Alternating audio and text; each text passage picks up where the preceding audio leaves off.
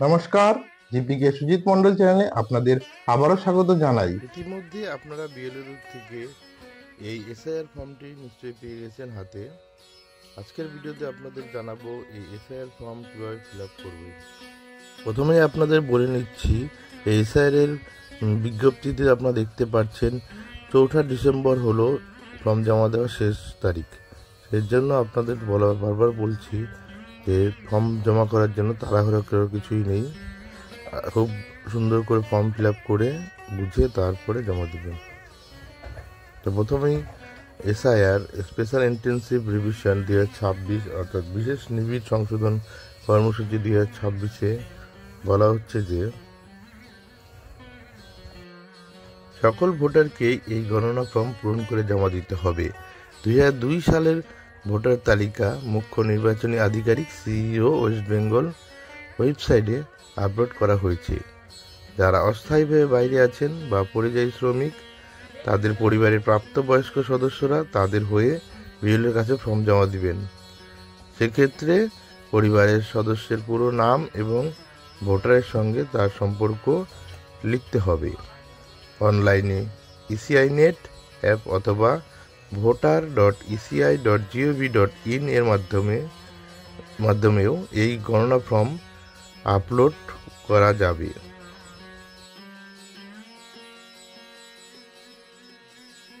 এরপরেই আছে কর্মসূচির বিভিন্ন সময় তালিকা। এই তালিকাতে আছে প্রথমেই বাড়ি বাড়ি গণনা ফর্ম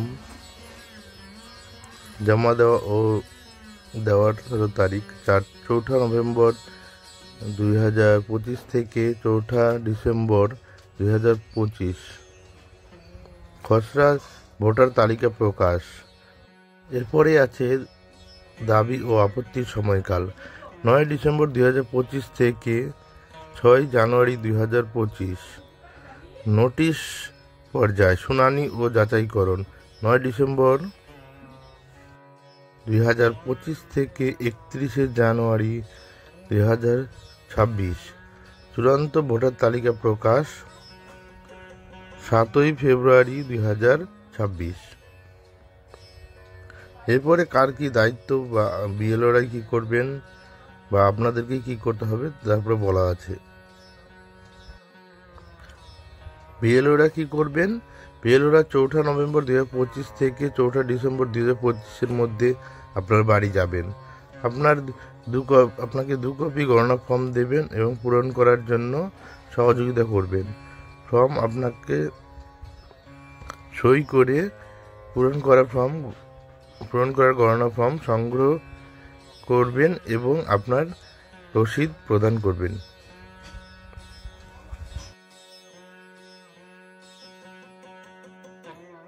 আপনাকে কি করতে হবে? ফর্মটির উভয় কপি মানে 2 কপি ফর্মই পূরণ করতে হবে। গণনা ফর্মে আপনার ছবি সাঁটাতে হবে এবং ফর্ম আপলোড সম্পর্কিত অন্য কোনো সহায়তার জন্য বিএলওর সাথে যোগাযোগ করবেন এবং বিএলওর কাছে পূরণ করা ফর্ম জমা দিয়ে রসিদও নিতে পারেন। যেহেতু আমি আমার ফর্মটি পেয়ে গেছি, এমুনেশন ফর্মটি পেয়ে গেছি, তাই আপনাদের দেখালাম যে ফর্মটি আসলে কীরকম হবে খালি অবস্থায়। এখন বাঁ পাশে আপনি দেখতে পাচ্ছেন যে একটি স্যাম্পল ফর্ম, কিভাবে ফর্মটি পূরণ করতে হবে, আর ডান পাশে থাকছে সেই খালি ফর্ম। একটু ভালো করে লক্ষ্য করুন। ফর্মটি পূরণ করার বিষয়ে সম্পূর্ণ এখানে তুলে ধরা হয়েছে। তো ফর্মটি পূরণ করার আগে আপনাদের 2002 সালের এসআইআর ভোটার লিস্টে নাম দেখতে হবে। তার জন্য আপনাকে co.westbengal.wb.gov.in ওয়েবসাইটে যেতে হবে এবং ওই ওয়েবসাইটে গিয়ে সেখানে 2002 SIR electoral roll of 2002 SIR 2002 গিয়ে ক্লিক করলে আপনি আপনার জেলা সিলেক্ট করুন। যেমন আমার দার্জিলিং খুলে তারপরে তারপরে আপনার অ্যাসেম্বলি অর্থাৎ আমার শিলিগুড়ি 2000 শুধু শিলিগুড়ি 25 লিস্ট খুললে এখানে আমার নিজস্ব বুথে যেখানে যে আমার বাড়ির আত্মীয় বা আমার বাবা মার নাম আছে সেটা দেখছি। যেহেতু সেই সময় আমার ভোটার লিস্টে তখন নাম উঠেনি, তাই আমি লিস্টে আমার বাবা মার নামই প্রথমে দেখব। এখন উপরের ক্যাপচাটি হুবহু যথারীতি বসাবো। এক্ষেত্রে NUPTH দেওয়ার পর ভেরিফাই করার পরে এই যে এখন দেখতে পাচ্ছেন যে সেই 2002 সালের ভোটার তালিকাটি খুলে গেল। এখন এখানে আমার নাম যেহেতু নেই, আমার বাবা মার নাম খুঁজবো। দেখুন সব মন্ডল লিস্ট এখানে দেখা যাচ্ছে। দেখি মন্ডল পিছনে কোথায়, যেহেতু টাইটেল হিসাবে আগে পাওয়া যেত একসাথে থাকতো। মজুমদার মন্ডল, এই যে আপনারা দেখতে পাচ্ছেন মন্ডল 254 নারায়ণচন্দ্র মন্ডল, 255 সুমিত্রা মন্ডল বাবা মার নাম। তারপরে আরও আছে আমার বাড়ির পরিবারের দাদা নিপেন শ্রীপতি মন্ডল, সেই অনুযায়ী বাবারটা দেখলে এখন সিরিয়াল নম্বর 254। তো 254 সিরিয়াল নম্বরটি আমার পরবর্তীতে কাজে লাগবে ফর্ম ফিল আপ করার সময়। এবং তার সাথে সাথে যেরকমভাবে নাম বাবার নাম লেখা আছে এবং এপিক নম্বর লেখা আছে সবই ফিল আপ করতে হবে। এখন হলো তার সাথে সাথে আমরা দেখব যে তখন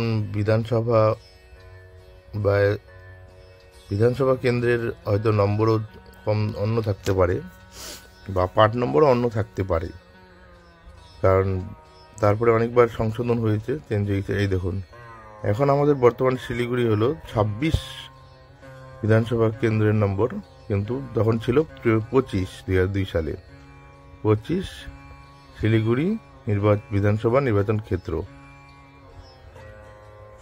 আর অংশ নম্বর তখন ছিল 142, কিন্তু বর্তমানে হলো এখন 54 সম্ভবত 54।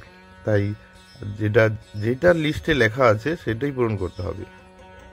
এটা আমাদের খুব ভালো করে ধ্যান রাখতে হবে। যেমন এই যে এপিক নম্বরটা যা লেখা আছে তাই দিতে হবে।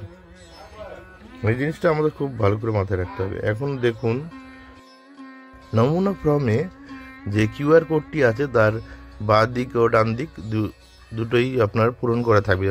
বাঁ দিকে থাকবে সিরিয়াল নম্বর, নাম, বিধানসভা কেন্দ্র, সব আপনার প্রথমে পূরণ করা থাকবে। এবং ডান দিকে থাকে ভোটার কার্ডের ফটো প্রিন্ট করা থাকবে। প্রিন্ট করা ফটোর পাশে আরেকটি ফাঁকা ফটো লাগানোর ঘরে আপনার বর্তমান তোলা একটি রঙিন ফটো সাঁটাতে হবে। তারপরে থাকবে আপনার নিজের জন্ম তারিখ, আধার কার্ড নম্বর, মোবাইল নম্বর, পিতার নাম বা বাবার নাম, বাবার ভোটার কার্ড নম্বর, এবং তার সঙ্গে থাকবে মায়ের নাম এবং মায়ের ভোটার কার্ড নম্বর, স্বামী বা স্ত্রীর নাম সঙ্গে দিবেন এবং ভোটার কার্ড নম্বর দিবেন তার। তারপরে থাকবে দুটি অপশন, যে বাঁ পাশেরটাতে থাকবে 2002 লিস্টে যাদের নাম আছে তাদের জন্য ফিল আপ করার অংশ, এবং ডান দিকে থাকবে যাদের 2002 লিস্টে নাম নেই তাদের পূরণ করার অংশ। তো আপনাদের এই জায়গাটা খুব গুরুত্বভাবেই বুঝতে হবে যে 2002 সালের লিস্টে যাদের ধরেন বয়স কমের কারণে বা কোনো কারণে নাম নেই তাদের ডান পাশের অংশটি পূরণ করতে হবে। বাঁ পাশের অংশে 2002 যাদের শুধুমাত্র যাদেরই নাম আছে তারাই পূরণ করবে, আর ডান দিকে বাকি অন্য সকলের জন্য। তো বাঁ দিকে দেখতে পাচ্ছেন 2002 লিস্টে কি যাচ্ছে, নিজের নাম যাচ্ছে এবং ওনার ভোটার কার্ড নম্বর লাগবে এবং তার বাবার নাম লাগবে, সম্পর্ক, জেলার নাম, রাজ্যের নাম এবং বিধানসভার নাম। আর প্রথমেই যে বললাম বিধানসভা 2002 যে বিধানসভা কেন্দ্রের নম্বর আছে সেই নম্বর, তারপরে বুথ নম্বর বা পার্ট নম্বর এবং সিরিয়াল নম্বর পূরণ করতে হবে। আর যাদের 2002 সালের লিস্টে নাম নেই তারা ডান দিকের অংশটি ফিল আপ করবেন। সেখানে প্রথমে যে আছে নামটি নেম, সেই নেমটি হলো 2002 সালের লিস্টে আপনার আত্মীয় বা সম্পর্কিত যা পিতা বা মাতার নাম দিয়ে ফিল আপ করবেন। এখানে আপনি লিখে দেওয়া হয়েছে পিতার নাম বা বাবার নাম। যেহেতু আপনার পিতার নাম আছে 2002 লিস্টে, সেজন্য আপনার পিতার নামটি লিখতে হবে। এক্ষেত্রে যেহেতু আপনার নাম নেই, সেজন্য আপনি আপনার মার নামও দিতে পারেন বা আপনার কোনো আত্মীয় রিলেটিভ যার কানেকশন তার নামও দিতে পারেন। তারপরে তার এপিক নাম্বার এবং তার পিতার নাম বা স্বামীর নাম, মানে যার নামটি লিখবেন তার, আপনার নয়। তারপরে তার সম্পর্ক,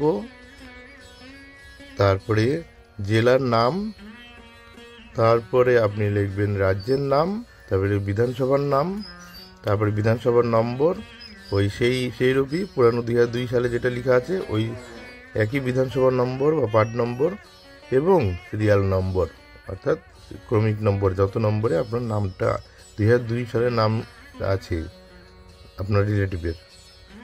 এরপরে শেষে আপনার সই করতে হবে।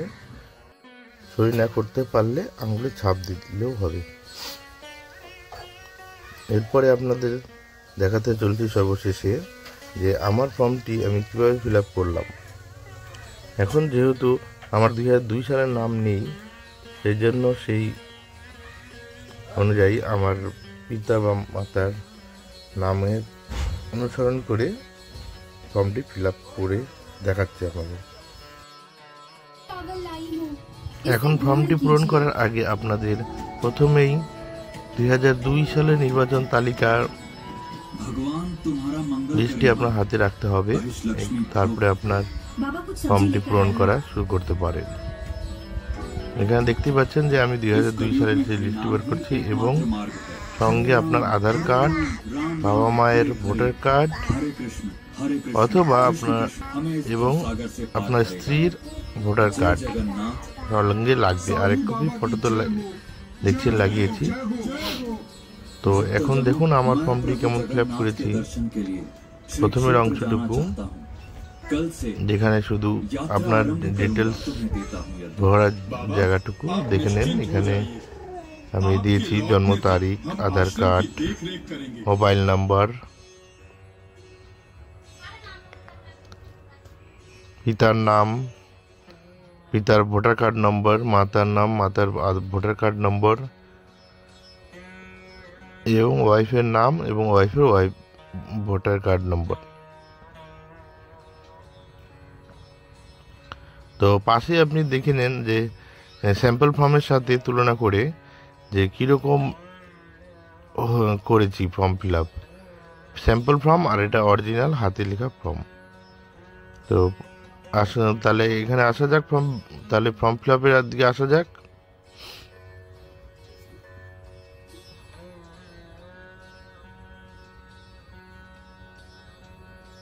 এই ফর্ম ফিল আপ করতে গিয়ে একদমই তাড়াহুড়ো করবেন না। আপনাদের হাতে অনেক সময় আছে, 4 ডিসেম্বর, অনেকটা সময়। সেই জন্য বারবার বলছি আপনি সময় নিয়ে বারবার জিজ্ঞাসা করে দেখে করুন। এখন এরপরে আপনাকে পরেরটুকু ফিল আপ করতে হয় আপনাদের দেখাচ্ছি।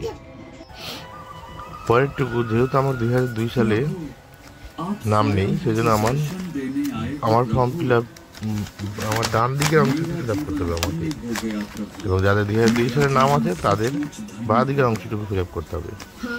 ডান দিকের অংশে আছে, যেহেতু আমার বাবার নাম আছে সেহেতু বাবার নামের অংশটুকু ফিল আপ করলাম। এখানে দেখুন প্রথমে দিয়েছি বাবার নাম নারায়ণচন্দ্র মন্ডল, আর ভোটার কার্ড নম্বর এবং দাদুর নাম মানে বাবার নাম এবং সম্পর্ক, যেহেতু আমার পিতা এই জন্য ফাদার লিখেছি, এবং ডিস্ট্রিক্ট, তারপরে আপনার হলো রাজ্যের নাম ওয়েস্ট বেঙ্গল এবং বিধানসভা ক্ষেত্রের নাম তারপরে আপনার বিধানসভা পুরানো 2002 সালের বিধানসভা অংশের নম্বর, পার্ট নম্বর আর ক্রমিক নম্বর, এটা সিরিয়াল নম্বর এখানে। তারপরে আমি সই করেছি। তো পাশের সাথে আপনি নিশ্চয়ই বুঝতে পারছেন। এবার কীভাবে কম্পেয়ার করে নিন স্যাম্পল ফর্মের সাথে। কম্পেয়ার করে একেবারে পরিষ্কার একদম বোঝা যাচ্ছে এখন কীরকম হবে।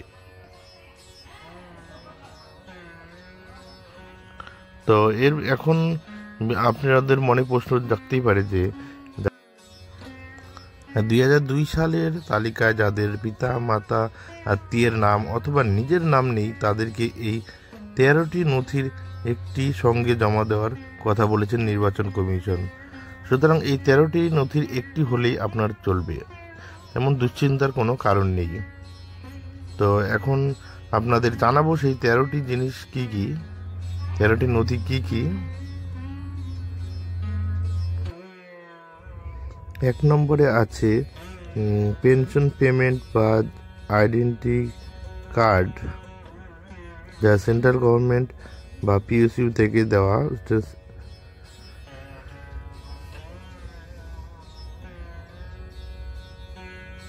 তারপরে গভর্নমেন্ট ইস্যু করা আইডেন্টি কার্ড বা ডকুমেন্ট, যা local authority, bank, post office থেকে দেওয়া, যা জুলাই 1987 আগে। এবং বার্থ সার্টিফিকেট, পাসপোর্ট, মাধ্যমিকের ডকুমেন্ট বা কোনো উচ্চতর শিক্ষার যোগ্যতা ইউনিভার্সিটি থেকে হলে হবে। Permanent residence certificate from comparative state authority, মানে এসডিওর ডোমিসাইল পার্মানেন্ট রেসিডেন্ট যেটা বলে। তারপরে ফরেস্ট রাইট সার্টিফিকেট, তারপরে এসসি এসটি ওবিসি সার্টিফিকেট, তারপরে এনআরসি, অন্য রাজ্যের এনআরসি পপুলেশন রেজিস্টার থেকে রেকর্ড অথবা ফ্যামিলি রেজিস্টার সার্টিফিকেট, জমি বা বাড়ির রেকর্ডের খতিয়ান। তারপরে আধার কার্ড আইডেন্টি কার্ড হিসেবে বলা হয়েছে, কিন্তু এটা এখানে সিটিজেন হিসেবে প্রযোজ্য নয়। তারপরে বিহারের এসআইয়ের যা সাম্প্রতিক হয়েছে 2025 জুলাইয়ের, ওখানকার তালিকার নাম হলেও চলবে। ইত্যাদি ডকুমেন্টগুলো আপনার থাকলে তেমন কোনো চিন্তার কারণ নেই। আপনি এগুলো সঙ্গে অ্যাটাচ করে আপনার ফর্ম পূরণ করে জমা দিবেন। আশা করি আপনাদের সমস্ত কিছু পদ্ধতি, ফর্ম ফিল আপের এবং কী কী ডকুমেন্ট লাগবে এবং যাদের নাম নেই তাদের 13টি কী কী ডকুমেন্ট লাগবে সমস্ত কিছু এই ভিডিওতে বোঝাতে পেরেছি। যদি আপনাদের ভিডিওটি ভালো লাগে লাইক করবেন এবং শেয়ার করবেন। দেখা হবে পরের ভিডিওতে। ধন্যবাদ। Sometimes, yeah, but that's just life. So cross my heart and hope to die.